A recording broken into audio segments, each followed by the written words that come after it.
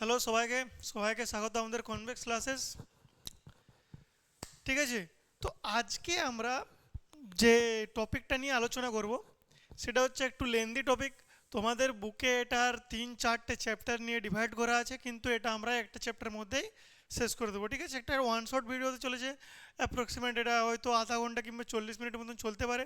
ঠিক আছে, এখানে আমরা আলোচনা করব, প্রথমে আমরা আলোচনা করব আয়তঘন বা কিউবয়েড।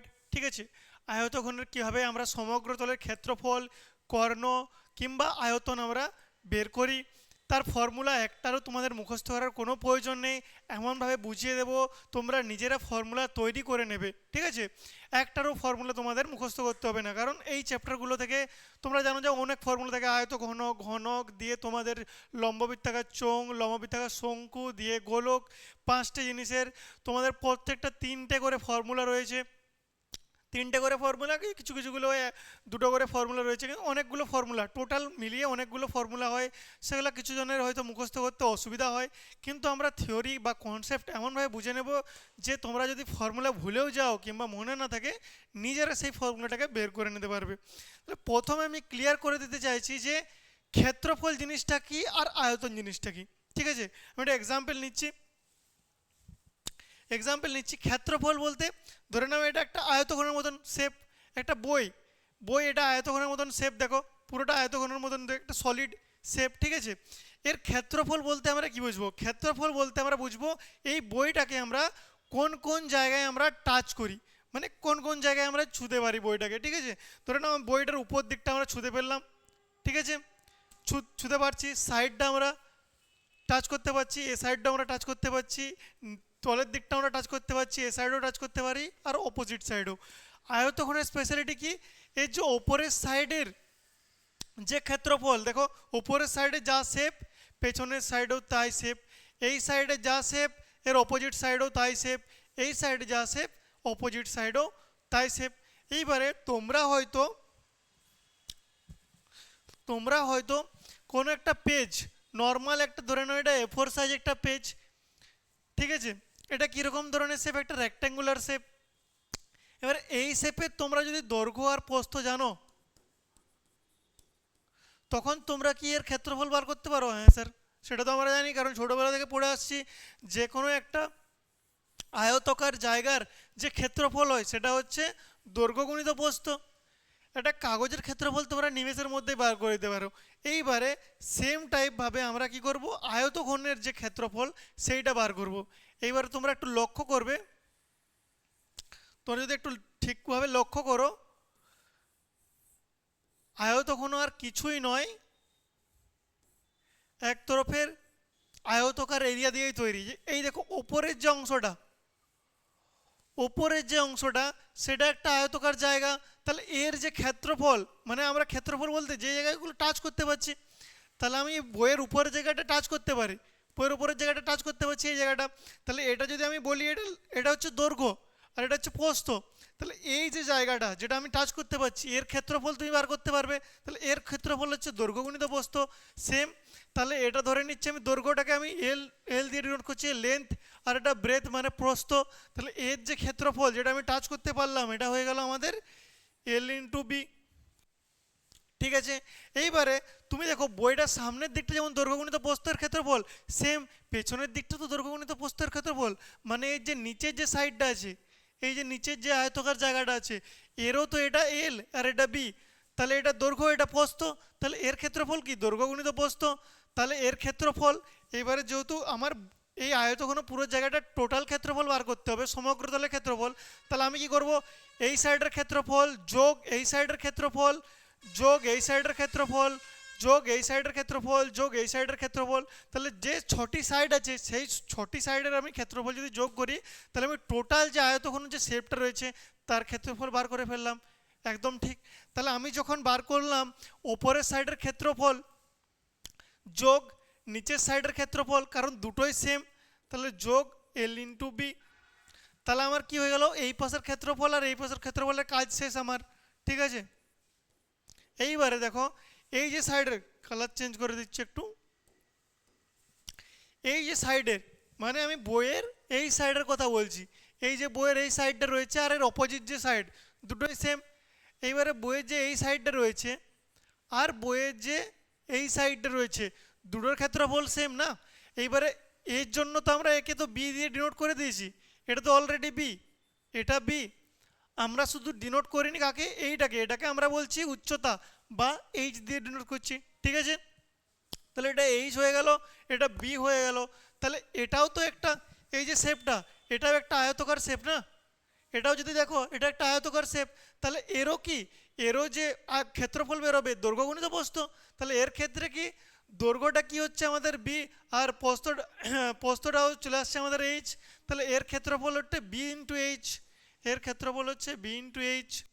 এইবারে এর যে ক্ষেত্রফল এর অপোজিট সাইডে সেম ক্ষেত্রফল, তাহলে ওটাও হয়ে গেল আমাদের বি ইন্টু এইচ।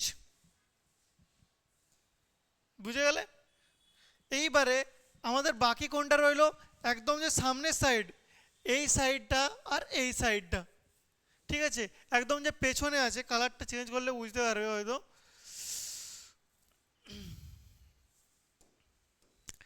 একদম যে ওই সাইডটা রয়েছে আর এই যে সাইডটা রয়েছে, ঠিক আছে। বইয়ের এই সাইডটা আর এই সাইডটা যেটা রয়েছে, এইবারে যখন আমি এই সাইডের কথা বলবো, ঠিক আছে, আমি যখন এই সাইডের কথা বলছি, এই যে সাইডটা, পেছনের যে সাইডটা, এর দেখো, এর এটা আমরা অলরেডি কি ধরে নিয়েছি, এইচ ধরে নিয়েছি। তাহলে এটা হচ্ছে এর এইচ, আর এই যে সাইডটা, এটা অলরেডি এল আমরা ডিনোট করে ফেলেছি। তাহলে এর যে ক্ষেত্রফল আসবে, এটা এল, এটা এইচ, এটা এল, ঠিক আছে। এইটা হচ্ছে এল, এটা হচ্ছে এইচ, এটা হচ্ছে এল, এটা হচ্ছে এইচ। এটাও একটা আয়তকার জায়গা। তাহলে এরও যে ক্ষেত্রফল হবে সেটা দৈর্ঘ্য গুণিত প্রস্থ, দৈর্ঘ্য গুণিত প্রস্থ, এর দৈর্ঘ্য এল আর হচ্ছে প্রস্থ এইচ, দৈর্ঘ্য এল প্রস্থ এইচ। তাহলে হয়ে গেল। তাহলে এটা এল ছিল, এটা এইচ ছিল, তাহলে এই যে জায়গাটা, এই যে জায়গাটা, এর যে ক্ষেত্রফল হয়ে গেল আমাদের এল ইন্টু এইচ। আর সেমভাবে এর যে অপোজিট সাইড আরেকটা যে রয়েছে, মানে এর যে অপোজিট সাইড সেম এই জায়গাটা, এটারও তো এটা এল, এটা এল, এটারও হচ্ছে এটা এল, এটা এইচ, এটা এল, এটা এইচ। তাহলে এরও হচ্ছে ক্ষেত্রফল এল ইন্টু এইচ। তাহলে আমি যে ছটা সাইড ছিল, ছটা সাইডের আলাদা আলাদাভাবে ক্ষেত্রফল বার করে তাদেরকে অ্যাড করে দিলাম। কারণ আমি ছোটা সাইডের বাইরে আর অন্য কিছু আমি ছুঁতে পারছি কি, আমার অন্য কিছু ছুঁতে পারছি না। আর যে জায়গাগুলোকে আমরা ছুঁতে পারি সেটাকে আমরা বলি ক্ষেত্রফল। তাহলে ক্ষেত্রফলের ডেফিনেশন ক্লিয়ার। আয়তখণ্ডের ছ সাইডের যে ক্ষেত্রফল সেগুলোকে বের করে আমরা শুধু যোগ করলাম। তাহলে LB LB x plus x যদি 2x হয়, তাহলে এলবি প্লাস এলবি মানে 2lb হবে। তাহলে এটা হয়ে গেল 2lb। BH plus BH 2bh plus LH plus LH মানে 2lh। তাহলে এটা কি হয়ে গেল, দুই যদি আমি কমন নিই কি আসবে, LB plus BH plus LH. এটাকে যদি তুমি তোমার বাংলা ভাষায় আমরা কনভার্ট করে ফেলি, এল হয়ে গেল আমাদের দৈর্ঘ্য যেটাকে আমরা বলি লেন্থ, বি হয়ে গেল আমাদের প্রস্থ যেটাকে আমরা বলি ব্রেথ, আর এইচ হয়ে গেল আমাদের উচ্চতা। তাহলে এটাকে আমি ট্রান্সফার করে দিচ্ছি আমাদের ফর্মুলায়, 2 গুণিত এটা হয়ে গেল দৈর্ঘ্য গুণিত প্রস্থ যোগ প্রস্থ গুণিত উচ্চতা প্লাস উচ্চতা গুণিত দৈর্ঘ্য। এটাই হচ্ছে তোমাদের ফর্মুলা, ঠিক আছে। এটা তোমাদের হচ্ছে আয়তঘনের সমগ্র তলের ক্ষেত্রফল, সমগ্র তলের ক্ষেত্রফল। এটাকে আমি একটু হাইলাইট করে দিলাম, ঠিক আছে। তাহলে এটা হচ্ছে তোমাদের আয়তঘনের সমগ্র তলের ক্ষেত্রফল, বুঝতে পারলে। এইবারে কি করছি, এইবারে আমার এর কর্ণের, আয়তঘনের যে কর্ণ, কর্ণ মানে কি, ধরে নাও তোমার যে বাড়িটাতে এখন পড়াশোনা করছো, যে মাটির বাড়ি হোক পাকার বাড়ি হোক, সবে বাড়ির একটা ছাদ আছে, বাড়ির ছাদ আছে, ঠিক আছে। এবারে বাড়ির যদি ছাদ থাকে, তুমি বাড়ির এক কোণাতে একদম কোণে ওপরের যে কোণ থেকে একদম তার তার কোণাকুনি একটা দেখবে, একদম নিচের কোণে যদি তুমি লম্বা লম্বি একটা দড়ি টানো, সেটা কিন্তু হচ্ছে ওর কর্ণ। যেমন আমরা আয়তকার জায়গার কর্ণ কি বলি, এইভাবে বলি।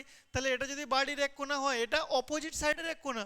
যখনই আমরা আয়তঘনে মাপতে যাব না, আয়তঘনকার যখনই একটা জিনিসে মাপতে যাব, তখন তুমি বুঝতে পারবে কালারটা চেঞ্জ করে দিয়ে দেখা যাচ্ছে না মনে হয়।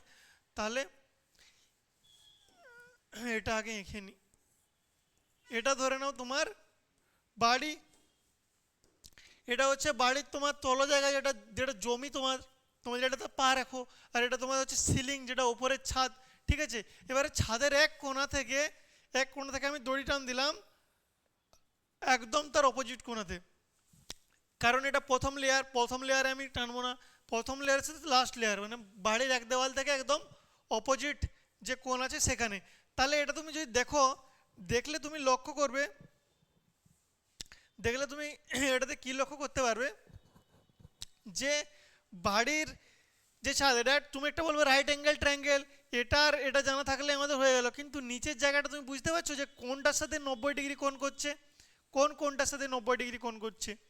না এটার সাথে যদি তুমি মাপতে যাও তাহলে এটা রাইট অ্যাঙ্গেল হয়ে যাবে এই ত্রিভুজটা, কিন্তু আমার এইটা পুরোটা আসছে না, তাহলে এটা আমার কর্ণ হচ্ছে না পুরো।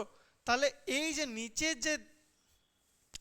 যে জায়গাটা রয়েছে, এই যে নিচের যে আমার ভূমিটা রয়েছে, তার যে কর্ণ, নিচের ভূমির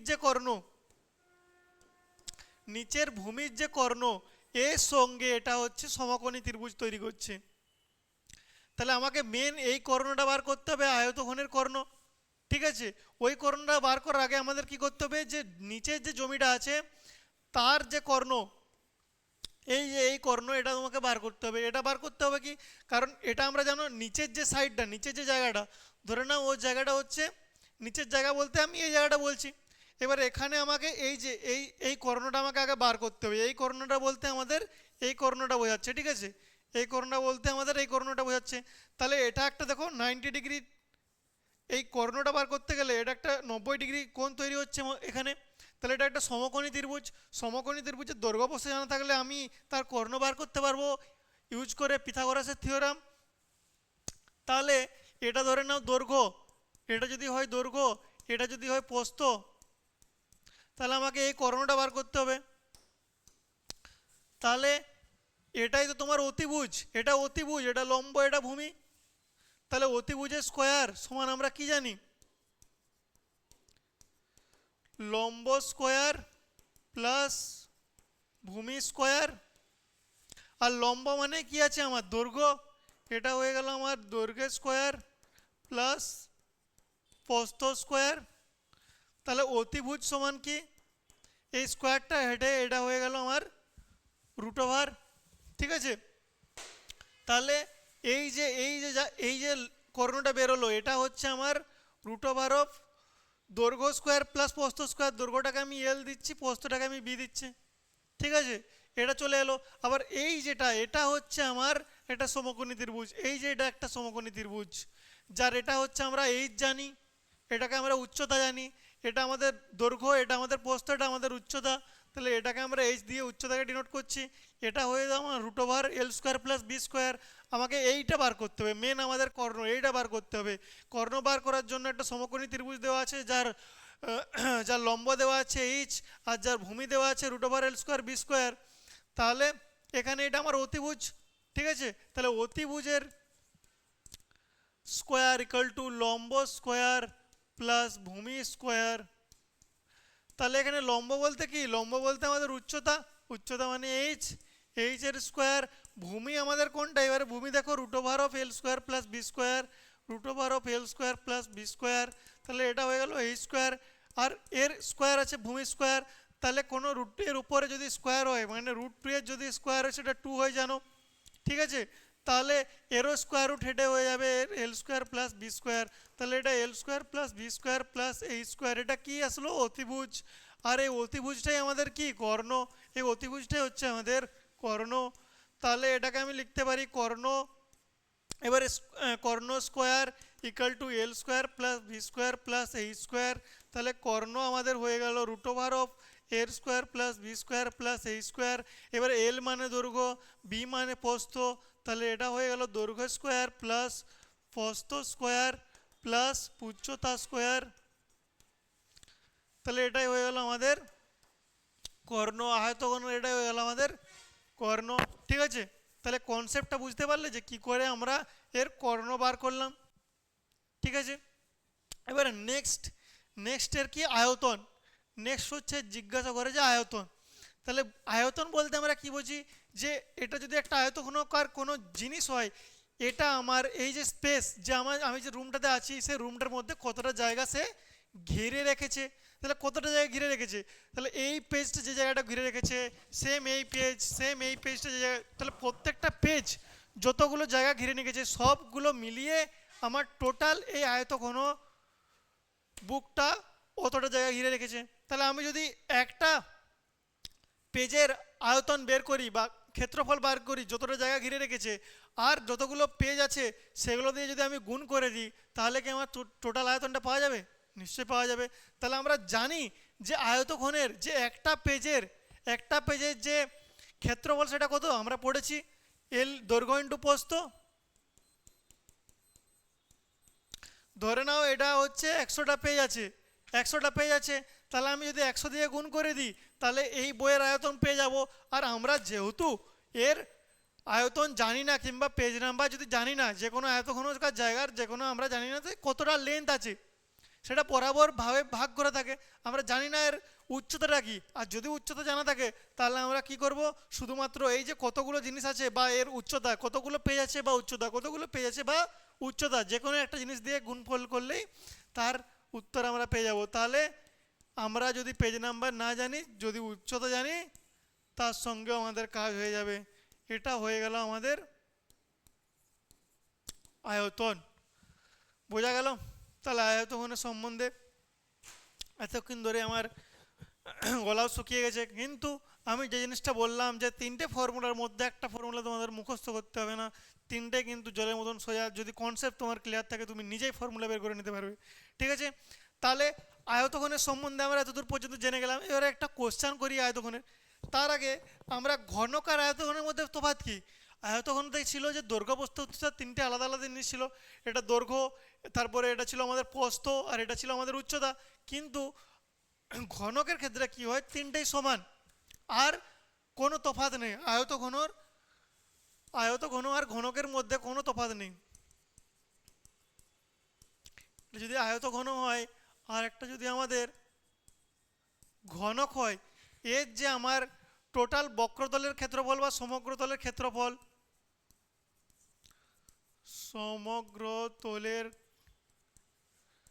ক্ষেত্রফল, এখানে আর আমি দৈর্ঘ্য প্রস্থ উচ্চতা লিখছি না, L B, BH, L H, ঠিক আছে। আর তারপরে যে কর্ণ হচ্ছে আমাদের root over L square, B square, H square. তারপর আমাদের আসছে হচ্ছে আয়তন হচ্ছে আমাদের কত, L into B into H, দৈর্ঘ্য প্রস্থ উচ্চতা। এল মানে দৈর্ঘ্য, বি মানে প্রস্থ, এইচ মানে উচ্চতা। এর মধ্যে আর এর মধ্যে কোনো তফাৎ নেই। এখানে কি এল, বি আর এইচ তিনটেই সমান, আর তিনটাকেই আমি ডিনোট করছি এখানে এ দিয়ে, কারণ তোমাদের বইয়ে সেম দেওয়া আছে। তাহলে এর সমগ্র তলের ক্ষেত্রফল কি চলে আসবে, এর যে সমগ্র তলের ক্ষেত্রফল এর কি চলে আসবে, এল বি এইচ তিনটের জায়গায় 2 গুণিত এল ইন্টু বি, এখানে সব এ, তাহলে এ ইন্টু এ প্লাস এ ইন্টু এ প্লাস এ ইন্টু এ, তাহলে এর চলে আসলো 2 into A square plus A square plus A square. তাহলে x square plus x square যদি 2x স্কোয়ার হয়, তাহলে এ square plus A square O 2a square plus A square 3a square. তাহলে এটা 3a স্কোয়ার, এটা গুণ আকার আছে, 3 ইন্টু 2 হয়ে গেল 6, আর এটা হচ্ছে স্কোয়ার। এটা সেমি স্কোয়ার কিংবা বর্গ স্কোয়ার, তোমাদের যে ইউনিট আছে সেই হিসাবে তোমাদের লিখতে হবে, ঠিক আছে, কারণ এটা ক্ষেত্রফল বর্গ দিয়ে ইউনিট করছি। তারপরে আমাদের কি আসছে, কর্ণ। তাহলে কর্ণতে কি আসছে, L square plus B square plus A square. যেহেতু এখানে এল বি এইচ তিনটেকেই আমরা এ ধরেছি, তাহলে এটা কি আসবে, A square plus A square plus A square root over of 3a square. রুটের ভিতরে যদি দুটো সংখ্যা সেম গুণফল আকারে থাকে, একটা সংখ্যা বেরিয়ে যায়, তাহলে এ স্কোয়ার আছে মানে এ ইন্টু এ, তাহলে একটা এ বেরিয়ে যাবে, √3 থেকে যাবে, তাহলে এটাই হচ্ছে তার একক বা ইউনিট, √3a। এরপর আসছে কি আমাদের আয়তনে কি চলে আসলো, আয়তন বলতে আমাদের দৈর্ঘ্য প্রস্থ গুণিত উচ্চতা। তাহলে এর দৈর্ঘ্য প্রস্থ উচ্চতা তিনটেই এক, তাহলে এ ইন্টু এ, তাহলে এর হয়ে গেল এ কিউব। ঠিক আছে, ইউনিট যা থাকবে কোশ্চেন হিসেবে দিয়ে দেবে। তাহলে এইভাবে আমরা ফর্মুলাগুলো বের করতে পারি আয়তঘনের। এইবারে আর একটা কোশ্চেন করা যাক আয়তক্ষণের, ঠিক আছে? আয়তক্ষণে একটা কোশ্চেন করা যাক।